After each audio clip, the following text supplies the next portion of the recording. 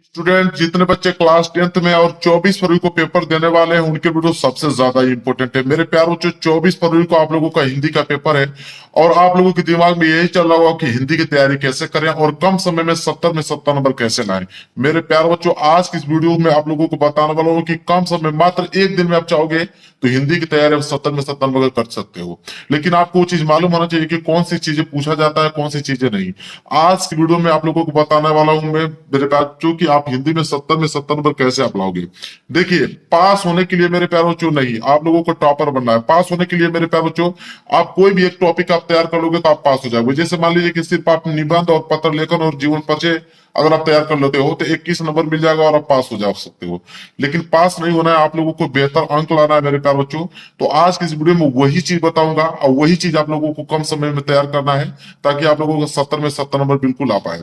देखिए मेरे प्यारे बच्चों, यहाँ पे 4 सेक्शन में आप लोगों का 70 नंबर डिवाइड है। जैसे निबंध और पत्र लेखन जीवन परिचय। जैसे निबंध आपके एग्जाम में मेरे प्यारे बच्चों 7 नंबर का आता है। पत्र लेखन की अगर हम बात करें तो 4 नंबर का। जीवन परिचय अगर कवि और लेखक का बात करें तो 5-5 नंबर के हिसाब से 10 नंबर। तो 21 नंबर तो यहीं से आप लोगों का तैयार हो गया।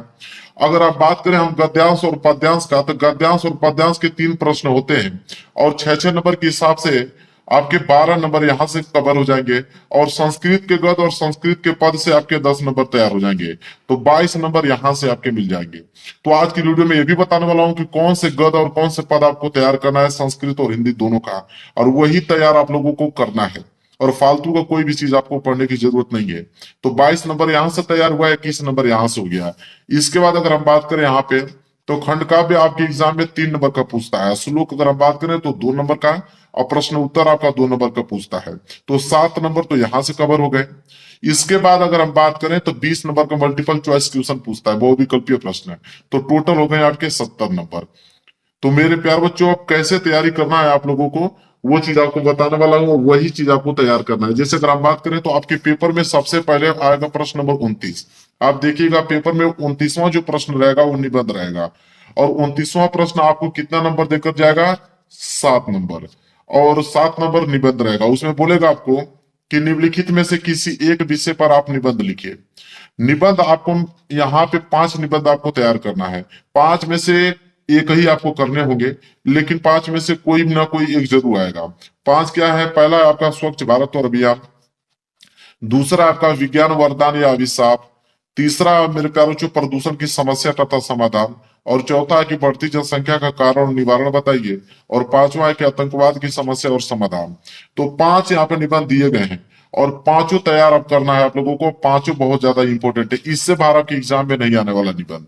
इन्हीं में से जरूर ना जरूर एक आएगा।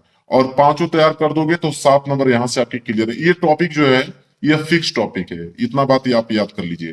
तो आप चाहोगे तो एक दिन में इसको तैयार कर लोगे। तो 7 नंबर यहां से आपके कवर हो गए। प्रश्न नंबर 29वां रहेगा। इसके बाद अगर हम बात करें आगे, तो प्रश्न नंबर जब 30वां पहुंचोगे तो प्रश्न नंबर 30वां रहेगा पत्र लेखन।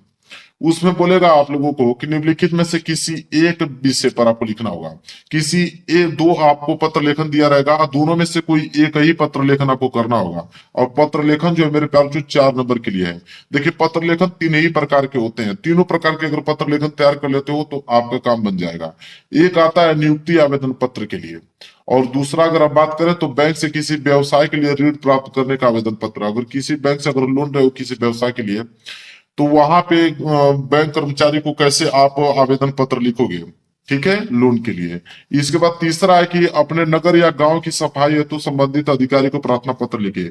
अगर आपके गांव में मान लीजिए कि सफाई नहीं हो, जैसे नलियों वगैरह है उसमें सफाई नहीं हो, उसके कारण अगर बीमारियां फैल रही हैं, तो उसको समुचित सफाई के लिए अगर आपको किसी अधिकारी को प्रार्थना पत्र लिखना होगा तो कैसे आप लिखोगे। तो 3 ही प्रकार के पत्र लेखन आते हैं। अगर इनको आप कवर कर लेते हो तो 4 नंबर यहां से क्या हो जाएंगे, बिल्कुल क्लियर हो जाएंगे। तो 7 नंबर निबंध से, 4 नंबर पत्र लेखन, 11 नंबर तो यहां से आपके क्लियर हो गए। ये भी टॉपिक मेरे प्यारों जो फिक्स ही होता है। इसके बाद अगर हम बात करें तो प्रश्न नंबर 26। तो प्रश्न नंबर 26वां का क आता है जीवन परिचय, वो भी लेखक का। तो लेखक का जीवन परिचय 5 नंबर आता है, और 2 नंबर आपके रचना पे आता है, और 3 नंबर जीवन परिचय पे आता है। तो रचना बहुत ज्यादा जरूरी है, उसको पूरा का पूरा याद कर लीजिएगा।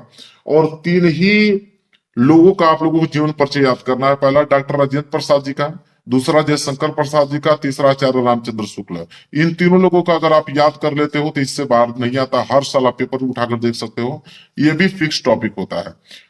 तो जीवन परिचय यहाँ से आपके कवर हो गए लेखक के। और वहीं अगर हम बात करें तो 26 का ख वाला जो प्रश्न आता है वो भी जीवन परिचय होता है, लेकिन कवि का जीवन परिचय होता है, और वो भी 5 नंबर का, वो भी एल्गोरिथम वही चलता है, 2+3 का ही।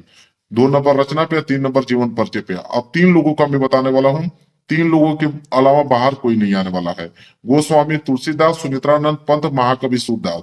तीनों याद कर लोगे ना तो तीनों में से एक तो जरूर ही आएगा, और इसमें भी तीनों याद करोगे तो 3 में से एक जरूर आएगा। चाहे कोई दूसरा और दे दे, लेकिन तीनों में से एक जरूर आपको देगा, और वही आप एग्जाम में करके आओगे। तो 10 नंबर तो आपके जीवन परिचय से ही क्लियर हो गए। तो ये भी टॉपिक आपका जो है फिक्स ही है। इसके बाद अगर आप बात करें तो महत्वपूर्ण गद्यांश की तरफ, प्रश्न नंबर 21वां गद्यांश पूछता है, और गद्यांश आपके एग्जाम में 6 नंबर के लिए आता है। कोई भी गद्यांश देगा उसके नीचे 3 प्रश्न रहते हैं, और 2-2 नंबर के हिसाब से आपको 6 नंबर दिया जाएगा। इसमें भी 2 ऑप्शन होते हैं, एक क वाला आता है, एक ख वाला। या तो क करो या तो ख करो, दोनों में से कोई एक करोगे, 6 नंबर आपको दिया जाएगा। 3 ही चैप्टर है, और 3 चैप्टर सबसे ज्यादा इंपॉर्टेंट है। अधिकतर 90% मेरे प्यार बच्चों जो गद्यांश पूछे जाते हैं इन्हीं तीनों चैप्टर से पूछे जाते हैं। पहला मित्रता, दूसरा आपका ममता, और तीसरा जो है भारतीय संस्कृति।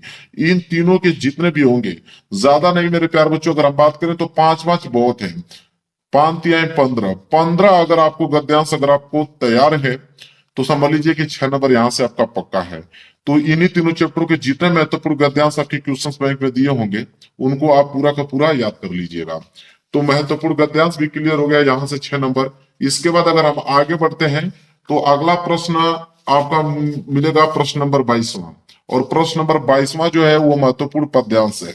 और महत्वपूर्ण पद्यांश भी मेरे प्यारों जो 6 नंबर के लिए आता है, वो भी 2-2 नंबर के हिसाब से 6 नंबर। जैसे गद्यांश पूछा जाता है वैसे पद्यांश पूछा जाता है।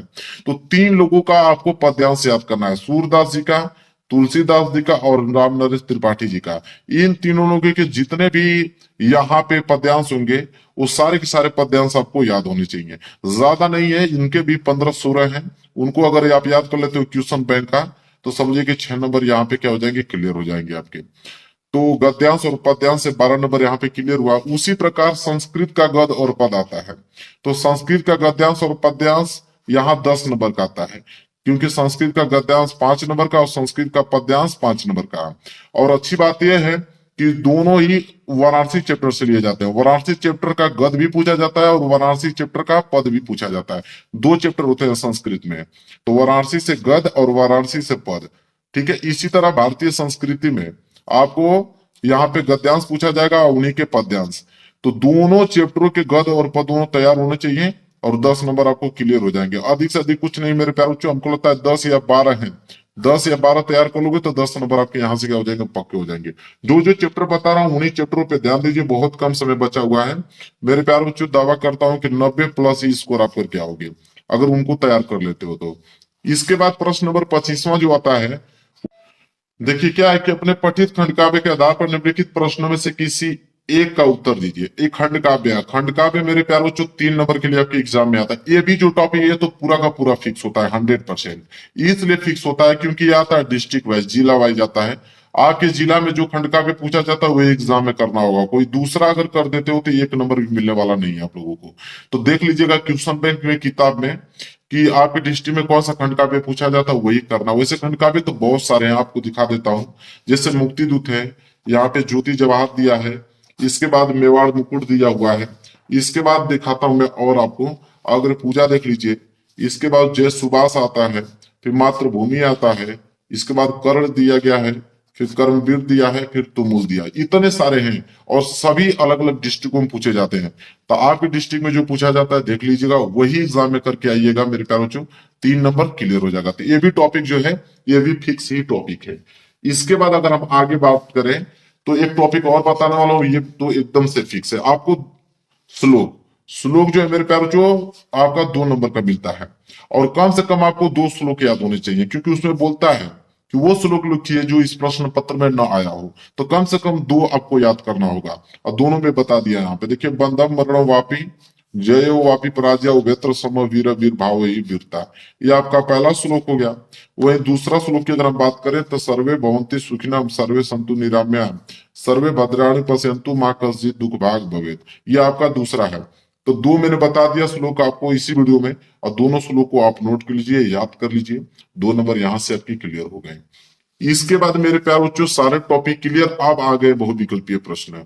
मेरे प्यार बच्चों बहुविकल्पीय प्लेलिस्ट में जाके देख लीजिए, मैंने बताया है यहाँ पे 70 ऑब्जेक्टिव क्वेश्चन बनाया है वीडियो। आप प्लेलिस्ट में जाके देख लेंगे तो आपको पूरा का पूरा 20 ऑब्जेक्टिव क्वेश्चन क्लियर हो जाएगा। लेकिन मैं आपको बता देता हूँ कहाँ से ऑब्जेक्टिव क्वेश्चन पूछा जाता है। देखिए, हिंदी के गद्य से, हिंदी के गद्य में आपको शुक्ल युग और शुक्लयुत्तर युग को मिला के 5 नंबर के क्वेश्चन बनते हैं कि शुक्ल युग की कालयुगी, शुक्लयुत्तर युग की कालयुगी, उनके रचनाओं के नाम पूछता है। तो अगर यह हिंदी के गद्य से शुक्ल युग और शुक्लयुत्तर युग दोनों टॉपिक अगर आपको तैयार है तो 5 नंबर यहां से आपके क्लियर हो जाएंगे। वहीं अगर हिंदी के पद की बात करें तो हिंदी के पद में आता है रीतिकाल और आधुनिक काल। इनके काल अवधि जरूर से जरूर याद कर लीजिएगा।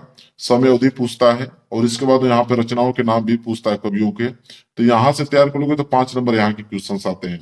तो हिंदी के गद और पद से ही 10 नंबर के क्वेश्चन तैयार हो गए। अब मैंने प्लेलिस्ट में वीडियो बना रखा है, एक मैंने वीडियो बनाया है 50 नंबर का गद और पद दोनों में मिला के ऑब्जेक्टिव क्वेश्चन। अगर 50 ऑब्जेक्टिव क्वेश्चन तैयार कर लोगे तो यहाँ से 10 नंबर आपके बिल्कुल क्लियर हो जाएंगे। इसके बाद आगे बढ़ते हैं तीसरी टॉपिक। तीसरी टॉपिक होता है रस। रस में आपका करुण रस, हास्य रस, इसके मिला के 1 नंबर का क्वेश्चन जरूर बनेगा। रस से 1 नंबर का प्रश्न जरूर बनेगा। इसके बाद अलंकार में अर्थालंकार, उपमालंकार, रूपक अलंकार, उत्प्रेक्षालंकार, इन चारों में से कोई ना कोई एक अलंकार का उदाहरण देके आपको पूछेगा 1 नंबर का। इसके बाद छंद से, छंद से 1 नंबर का क्वेश्चन बनता है। तो तीनों मिला के 3 नंबर से क्वेश्चन यहाँ तीनों टॉपिकों से 1-1 नंबर के बनते हैं। इसके बाद अगर हम बात करें हिंदी व्याकरण में, तो हिंदी व्याकरण में मेरे प्यार बच्चों 3 टॉपिक है। एक होता है उपसर्ग, एक समास, ठीक है। तो देखिए एक आपका तद्भव तत्सम है परवाची शब्द। तो उपसर्ग में ये भी बता देता हूं, उपसर्ग से 1 नंबर का प्रश्न बनता है और इन्हीं शब्दों का उपसर्ग पूछेगा। अ का, अन का, अधि का, अप का, स का, निर का, अभि का, परि का, सु, इन्हीं शब्दों का आप उपसर्ग याद कर लीजिएगा। 1 नंबर यहां से क्लियर हो जाएंगे। समास में या तो द्वंद्व समास पूछेगा, या तो द्विगु समास, या कर्मधारय, या बहुब्रीहि समास। 4 समास आपके सिलेबस में दिए गए हैं और चारों में से कोई ना कोई एक आपको जरूर से पूछा जाएगा। और यहाँ पे तद्भव, तत्सम, परवाची, इन तीनों में से मिलाकर 1 नंबर का या तो परवाची पूछ सकता है, या तो तत्सम पूछ देगा, या तो तद्भव। तीनों में से कोई ना कोई एक टॉपिक जरूर पूछेगा 1 नंबर का। 3 नंबर यहां से आपके क्लियर हो गए। इसके बाद अगर हम बात करें तो संस्कृत के व्याकरण पे आ जाइए। संस्कृत के व्याकरण में सर्वनाम पद का पूछता है, तद या युष्मत शब्द का, ठीक है। विभक्ति पूछता है। तो तद और युष्मत शब्द दोनों टॉपिक आपको तैयार होने चाहिए। 1 नंबर का वहां से प्रश्न पूछता है। फिर वाक्य के स्वरूप से 1 नंबर का प्रश्न बनता है।